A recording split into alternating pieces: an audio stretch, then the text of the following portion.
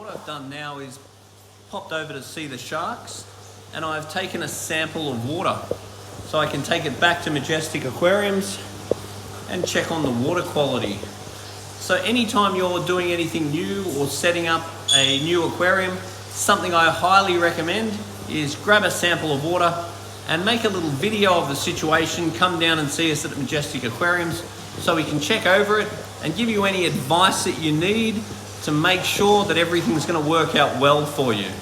Sample of water and a video, away we go. So the shark tank is now in position. The decorations are starting to go back in. This will all be beautifully dressed on the outside. It's got a nice big pool filter here.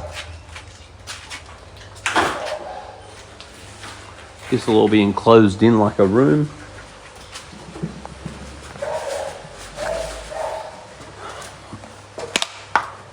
And then when it's all done, we can put the sharks back in.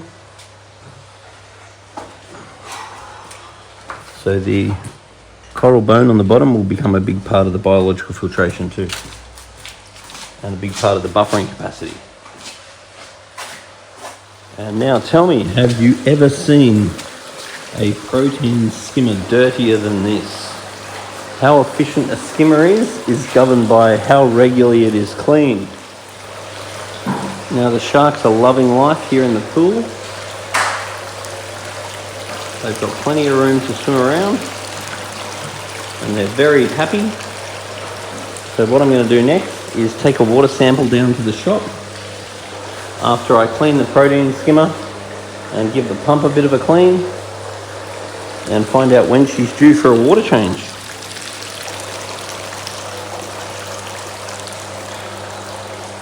Now after you give a skimmer a major clean, it's really important that you come back and check on it regularly, because if it hasn't been skimming, it will often go nuts.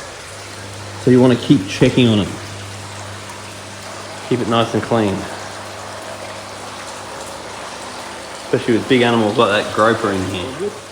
Moving animals, particularly large ones like these, you want to make sure that they're purged before you move them. Now in this case, the sharks are currently in the swimming pool, but the tank over there is what we are moving them into, which is currently getting refitted. So we've kept the feeding right down, but what we're going to do is 24 hours before we move the sharks, we're going to give them a good feed so they've got a bit of a belly on them, and then we give them 24 hours in this water. That way they can crap up this water, and that way when we move them into the new tank, they will be all well fed, because we're going to want to keep the feeding a little bit scarce in the new tank, just to make sure that they biologically stabilize. So whenever you move any animals, particularly large ones, you want to be testing their water at least on a weekly basis, preferably a couple of times a week, and you want to be not feeding them if you're seeing any ammonia and nitrite. If you are seeing ammonia and nitrite, you want to increase your water changes, and you can use products like Safe to detoxify it. So far it's all going very well. We need a bit of a top up now. Skimmer was just given a clean, and I just gave the little filter a bit of a clean. It wasn't as dirty as last time. And the main part of the biological filtration here at the moment is all the marine pure all over the floor. So that's giving us all of our good bacteria. So one of the very most important things to assure the survival of these animals is surface agitation. So we've got this pump here, and one of the most important things for me to check every time that I'm here is that that's agitating the surface, because breaking the surface is how I'm going to get all the oxygen in this pond, and these large animals need a lot of oxygen. So the protein skin is certainly going to help. High water quality is certainly going to help, but this here is absolutely crucial. Important for any aquarium or pond at all times.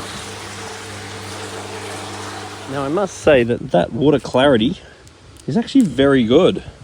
So the sharks have been in there for a number of weeks now.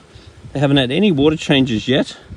I'm heading back to the Majestic Aquariums to test this water, but all in all, I'm pretty impressed with that water quality.